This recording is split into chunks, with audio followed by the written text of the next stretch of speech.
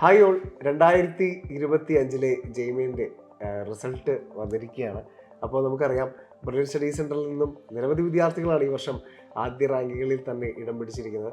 അപ്പോൾ അതിലൊരാളാണ് നമ്മോടൊപ്പം ഉള്ളത്, ആദിൽ. അപ്പോൾ ആദിലിനെ കുറിച്ച്, അതിൻ്റെ നാടും അതിൻ്റെ പേരൻസിനെയും ഒക്കെ നമുക്ക് പരിചയപ്പെട്ടു. എൻ്റെ പേര് ആദിൽ ജയാൻ. ഞാൻ കോഴിക്കോട് ഫറൂഖ് കോളേജ് എന്ന് പറഞ്ഞ സ്ഥലത്താണ്. ഫാദർ മുഹമ്മദ് ഉസ്മാൻ ഡെൻറ്റിസ്റ്റായിട്ട് വർക്ക് ചെയ്യുകയാണ്. മദർ സീന പി മുഹമ്മദ് അലി ഡെൻറ്റിസ്റ്റായിട്ട് തന്നെയാണ് വർക്ക് ചെയ്യുന്നത്.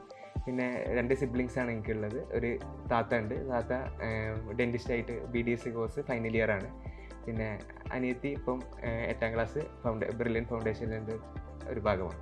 ഓക്കെ, അപ്പോൾ തീർച്ചയായിട്ടും ഒരു വീട്ടിൽ 3 ഡെന്റിസ്റ്റ് അല്ലെ, 3 doctors and at the same time അവിടെ നിന്ന് ഒരു എഞ്ചിനീയർ ഉണ്ടാവണം എന്നുള്ളൊരു ആശയം ഉടലെടുത്തതിൻ്റെ അടിസ്ഥാനത്തിലാണ് അതിൽ ഈ വർഷത്തെ ജെയ്മെയിൽ നല്ല സ്കോറൊക്കെ കരസ്ഥമാക്കി. ഇനി അഡ്വാൻസിലും നല്ല സ്കോറൊക്കെ കരസ്ഥമാക്കാൻ പോകുന്നത്. അപ്പോൾ ആദ്യമേ തന്നെ ആശംസകൾ നേരുന്നു ഈ വലിയൊരു സ്കോർ നേടിയത്. തീർച്ചയായിട്ടും ഇപ്പോൾ നമ്മളെ കേട്ടുകൊണ്ടിരിക്കുന്ന വിദ്യാർത്ഥികൾ ജെയ്മെയിൻ്റെ ഒരു ആദ്യത്തെ ഒരു എക്സാമാണ്. ഇനിയൊരു തലം കൂടിയുണ്ട് വിദ്യാർത്ഥികളെ സംബന്ധിച്ചിടത്തോളം. അപ്പോൾ അത് എഴുതാൻ പോകുന്ന ജെയ്മെയിൻ എഴുതാൻ പോകുന്ന വിദ്യാർത്ഥികൾക്ക് വേണ്ടിയിട്ട് അതിൽ എന്താണ് പറയാനുള്ളത്? അതിൻ്റെ ഒരു പഠന രീതിയൊക്കെ വെച്ച് അവരോട് എന്താണ് പറയാനുള്ളത്? എക്സാം സാധാരണ രീതിയിൽ തന്നെ ഇപ്പോൾ ബ്രില്യൻറ്റ് മോഡലുകൾ എഴുതുന്ന പോലെ തന്നെ ഒരു സാധാ എക്സാമായിട്ട് അടുത്ത ജെയ്മെയിൻസും കാണുക. കാരണം അതേ ടഫ്നെസ്സും അല്ലെങ്കിൽ അതിൽ കുറവ് ടഫ്നെസ് തന്നെ വരാൻ പോകുന്നുള്ളൂ. പിന്നെ പ്രിപ്പറേഷൻ എന്ന് പറയുമ്പോൾ മാത്സിന് കൂടുതൽ ഫോക്കസ് കൊടുക്കണം. കാരണം കെമിസ്ട്രി ആണെങ്കിൽ തന്നെ കംപ്ലീറ്റ് NCERT മാത്രമല്ല, കുറച്ച് അഡ്വാൻസ്ഡ് ആയിട്ടും പഠിക്കണം. പിന്നെ ഫിസിക്സ് ഡൂവബിൾ ക്വസ്റ്റ്യൻസ് തന്നെ വരുള്ളൂ. അപ്പോൾ മാത്സ് ആണെങ്കിൽ തന്നെ കൂടുതൽ നേരം അതിൽ ചിലവഴിച്ച് കൂടുതൽ ക്വസ്റ്റ്യൻസ് ഒക്കെ ചെയ്യണം എന്ന് ഉറപ്പാണ്. കാരണം അഡ്വാൻസ് ലെവലും മെയിൻസ് ലെവലിൽ തന്നെ നമ്മൾ വർക്ക് ചെയ്യണം. എന്നാലാണ് സ്പീഡിൽ ക്വസ്റ്റ്യൻസ് ചെയ്ത് തീർക്കണം. ഓക്കെ, ഇപ്പോൾ തീർച്ചയായിട്ടും ഈ റിസൾട്ട് അറിഞ്ഞ് വീട്ടിലൊക്കെ എല്ലാവരും എന്ത് പറഞ്ഞു? ആൻഡ് അവരുടെ ഒരു സന്തോഷമൊക്കെ എങ്ങനെയായിരുന്നു? ശരിക്കും ഈ റിസൾട്ടൊക്കെ എങ്ങനെയാണ്, ആരാണ് ചെക്ക് ചെയ്തത്? റിസൾട്ട് താത്തയാണ് ചെക്ക് ചെയ്ത് തന്നത്. അവിടെ നിന്ന് വീട്ടിൽ നിന്ന് ചെക്ക് ചെയ്ത് തന്നത്. അപ്പം തന്നെ മാർക്കൊക്കെ അറിയാൻ പറ്റി. അപ്പം പിന്നെ എല്ലാവരും സന്തോഷമാണ് മാർക്ക് കിട്ടിയതിൽ, നല്ല മാർക്ക് കിട്ടിയതിൽ. പിന്നെ +1 +2 ബ്രില്യൻറ്റിൻ്റെ ഭാഗമായിരുന്നു. അറ്റ് ദ സെയിം ടൈം നമുക്കറിയാം ബോർഡിന് വേണ്ടിയിട്ടുള്ളൊരു പ്രിപ്പറേഷനും നടക്കുന്നുണ്ട്. ഇത് രണ്ടും കൂടെ എങ്ങനെ മാനേജ് ചെയ്ത് പോകാൻ പറ്റിയെന്നുള്ളത് പറയാം. ഓൾമോസ്റ്റ് ബോർഡിലുള്ളതാണെങ്കിലും ഇപ്പോൾ ജെയ്ക്കുള്ളതാണെങ്കിലും സിലബസ് സെയിം ആയതുകൊണ്ട് പഠിക്കാനുള്ളതൊക്കെ ഓൾമോസ്റ്റ് സെയിം തന്നെയാണ്. പക്ഷേ ബോർഡിനാകുമ്പോൾ കുറച്ച് തിയറി പാർട്ട് കൂടുതൽ ഫോക്കസ് ചെയ്യണം.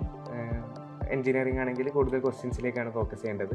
അപ്പം എങ്ങനെ വെച്ച് നോക്കുമ്പോൾ ഓൾമോസ്റ്റ് സിമിലറാണ് പ്രിപ്പറേഷൻ. പക്ഷേ ബോർഡിനാകുമ്പോൾ ജസ്റ്റ് അതിൻ്റെ കുറച്ച് എക്സാമുകളും കൂടി എഴുതി നോക്കിയാൽ തന്നെ ഓൾമോസ്റ്റ് റെഡിയാവും. ഓക്കെ, ഇപ്പോൾ എനിക്ക് തോന്നുന്നു വീട്ടിൽ ഡോക്ടേഴ്സ് 3 പേരാണ്. ആൻഡ് അനിയത്തി ബ്രില്യൻറ്റിൻ്റെ ഫൗണ്ടേഷൻ പ്രോഗ്രാമിൻ്റെ ഭാഗമാണ്. അപ്പോൾ തീർച്ചയായിട്ടും ബ്രില്യൻറ്റ് നിങ്ങളുടെ വീടിൻ്റെ ഒരു അവിഭാജ്യ ഘടകമായിരിക്കാം അല്ലേ? അപ്പോൾ അതിനെക്കുറിച്ച് പറയാം, എങ്ങനെയാണ് ബ്രില്യൻറ്റിലേക്ക് എത്തുന്നത്? അതിൽ ബ്രില്യൻറ്റിലേക്ക് 10ാം ക്ലാസ് ഫൗണ്ടേഷൻ അവിടെ കോഴിക്കോട് സെൻറ്ററിൽ ഓഫ്ലൈൻ ബാച്ചിൽ ഉണ്ടായിരുന്നു ബ്രില്യൻറ്റിൽ. പിന്നെ അതുകൊണ്ട് തന്നെ ബ്രില്യൻ്റായിട്ട് ആദ്യം അറിയാമായിരുന്നു ബ്രില്യൻറ്റും അതിനെക്കുറിച്ച്. അപ്പം +1 ബ്രില്യൻറ്റ് തന്നെ ചേരുള്ളൂ എന്ന് ഉറപ്പായിരുന്നു. അപ്പം ബ്രില്യൻറ്റിൻ്റെ സെൻറ്റർ പാലായിലുണ്ടായതുകൊണ്ട് അവിടെ തന്നെ വന്ന് പഠിക്കാമെന്ന് വിചാരിച്ചു ഉണ്ടായിരുന്നു. ഓക്കെ, അതുകൊണ്ട് നമ്മുടെ +1 +2 പാലായിലേക്ക് തന്നെ മാറുന്നു. ബ്രില്യൻറ്റിൻ്റെ കോച്ചിങ്ങും ഒപ്പം കൂടെ കൂട്ടുന്നു അല്ലേ?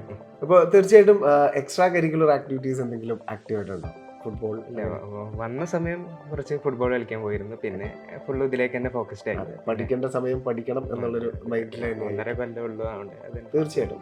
ഓക്കെ, അപ്പോൾ ഇപ്പോൾ അഡ്വാൻസിന് വേണ്ടിയിട്ടുള്ള പ്രിപ്പറേഷൻസ് നല്ല തകൃതിയായിട്ട് നടന്നുകൊണ്ടിരിക്കുന്ന ഒരു സമയമാണ് അല്ലേ? ഈ ഒരു സന്തോഷത്തിനൊപ്പം ഇച്ചിരി ഒരു കാര്യമായിട്ട് സിൻസിയറായിട്ട് ചെറിയൊരു ടെൻഷനും ഒക്കെ ഉണ്ട്. അപ്പോൾ അത് എങ്ങനെയാണ് പഠിച്ചുകൊണ്ടിരിക്കുന്നത്? ആ ഒരു പഠന രീതി കൂടെ ഒന്ന് പറയാം. ഇത്രയും കാലം പഠിച്ചു തന്നെ, പക്ഷേ കൂടുതൽ ഡിഫിക്കൽട്ടായ ക്വസ്റ്റ്യൻസ് പ്രാക്ടീസ് ചെയ്യണം. കാരണം അഡ്വാൻസ്ഡ് എക്സാം അങ്ങനെയാണ്. അപ്പം പിന്നെ ബ്രില്യൻറ്റിൻ്റെ മോഡലും അതൊക്കെ അനലൈസ് ചെയ്താൽ തന്നെ അത്യാവശ്യം ചെയ്യാൻ പറ്റും എന്നുള്ള ഒരു വിശ്വാസമുണ്ട്. ഓക്കെ, തീർച്ചയായിട്ടും എക്സാം ഹാളിൽ കയറി ബ്രില്യൻറ്റിൻ്റെ ക്വസ്റ്റ്യൻസ് ഒക്കെ അല്ലെങ്കിൽ റിയൽ എക്സാം ഫേസ് ചെയ്ത സമയത്ത് ബ്രില്യൻറ്റിൻ്റെ ക്വസ്റ്റ്യൻസും ബ്രില്യൻറ്റിൻ്റെ എക്സാംസും എത്ര സപ്പോർട്ടീവ് ആയിരുന്നു മോൻ അവിടെ ഇരുന്ന് റിയലൈസ് ചെയ്തത് എങ്ങനെയാണ്? ബ്രില്യൻറ്റിൽ തന്നെ ചോദിച്ച അതേ മോഡൽ ക്വസ്റ്റ്യൻസ് തന്നെ ആയിരുന്നു ഓൾമോസ്റ്റ് ഒരു 75%. പിന്നെ ബാക്കിയുള്ള തന്നെ തിയറി പാർട്ട് സെയിം ആണ്, പക്ഷേ കൂടുതൽ ചെയ്ത് നോക്കണം എന്നുള്ള ഇതിൽ അപ്പം അത്രയും ക്വസ്റ്റ്യൻസ് എക്സ്പീരിയൻസ് ചെയ്തുകൊണ്ട് ചെയ്യാൻ അത്യാവശ്യം എളുപ്പമായിരുന്നു. ഓക്കെ, ഇനി ജെയ്മെയിൻ അടുത്ത തലം എഴുതാൻ പോകുന്ന, അതായത് ജെയ്മെയിൻസിൻ്റെ അടുത്ത സെഷൻ എഴുതാൻ പോകുന്ന വിദ്യാർത്ഥികളോട് എന്താണ് അതിന് പറയാനുള്ളത്? സ്വയമായിട്ട് അവർക്കുണ്ടായ കുറച്ച് മിസ്റ്റേക്സ് ഒക്കെ ഉണ്ടാവില്ല.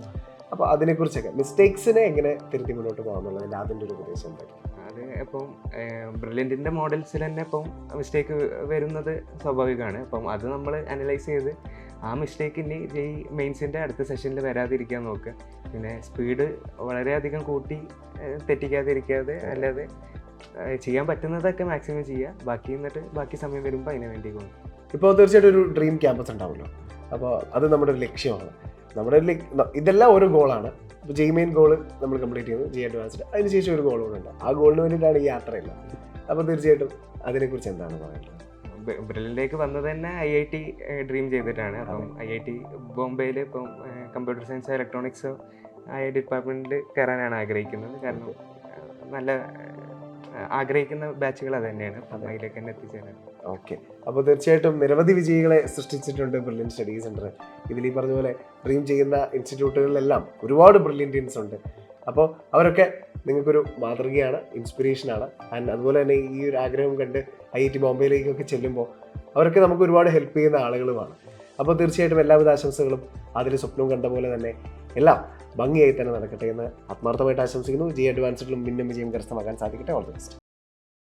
Brilliant Study Center, India's #1 coaching center for NEET and JEE.